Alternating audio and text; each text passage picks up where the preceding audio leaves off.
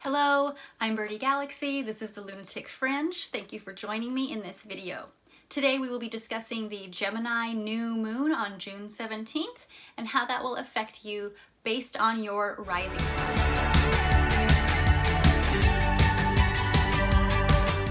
Hello, Aries rising. This Gemini new moon is happening in your third house. The third house is the house of communication, of mindset, of skills, as well as siblings. Every year between mid-May and mid-June, the sun shines its spotlight on your third house. The sun is in Gemini, so it's shining on your communication style, on your connection with others, as well as your relationship with your siblings. So when the sun moves into this house, it really brings that spotlight to your communication skills, to your mental agility, as well as your learning potential. Now, during a new moon, we have the sun and moon together in the same house and the same sign. So we have these energies of the vitality of life, creativity, joy, as well as intuition, inner wisdom, and spirituality harmonizing in your house of communication, of mindset, of learning, and siblings. So when the moon comes in, this really increases your emotional desire for social networking, for intellectual stimulation, and for stimulating connections. A new moon is a time for new beginnings, new plans, fresh starts.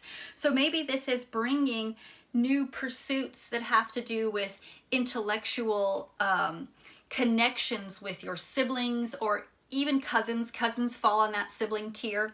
This can be with neighbors as well.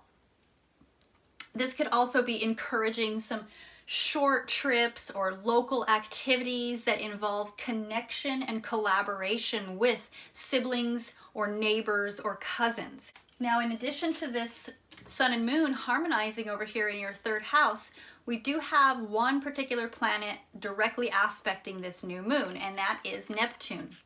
Neptune is the hanged man, and this is the energy of surrender. It's a very spiritual energy. It's the energy of letting go. So the hanged man, or Neptune, is at home in Pisces. Neptune rules Pisces. So whenever a planet is in its home sign, it is at ease. It's not fighting off the energies of a particularly hostile house. So Neptune in Pisces, in the 12th house, for you Aries, is really a triple dose of water energy. The 12th house is the water house, is a water house. Pisces is the natural ruler or the natural sign of the 12th house, so that is extra water. And then Neptune is the ruler of Pisces or the 12th house, and so you have another layer of this watery spiritual intensity. So there is a lot going on in your house of spirit, your house of self, of soul. This is the house of detachment, where we let go of all the baggage from before, and we are just a soul or a spirit here before we move on to a new life again.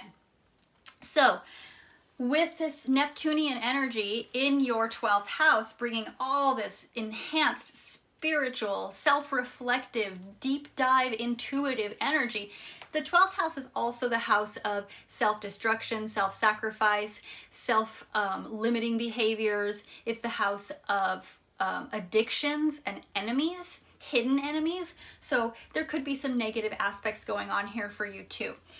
Well, the Neptune is making a 90-degree angle to this new moon. It's exactly 90 degrees, which is a square. Squares bring conflicts or challenge or obstacles to a situation. So what is this doing?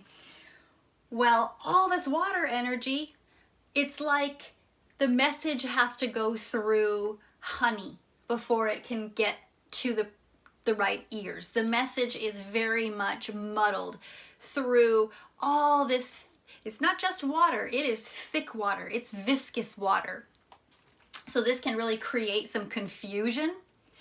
It can blur the lines of communication. You're over here trying to have a new communicative situation, you're trying to collaborate and communicate in new and effective ways, and Pisces and Neptune are really just throwing this watery wrench into the situation. This can bring up challenges in how you express yourself clearly and making others understand your true intentions. So just be very aware, Aries, that during this new moon, what you say and the message that you try to get out, no matter how authentic and genuine and true-hearted it is, it may very well come out completely differently when it hits someone else's ears, because it has had to go through that watery thickness to get to where it's supposed to be. So the more clear and concise this energy, this message is, the better. Okay, Aries, that's all I have for you today. I'm trying to keep these videos a lot shorter. I noticed that a lot of you drop off at about the 5 or 6 minute mark, so hopefully you've gotten to the end of this video, and if you liked what I had to say, if it resonated with you, if you want to hear more, please give me a like, please give me a subscribe, and hit the notification bell. So I'll see you then. Bye.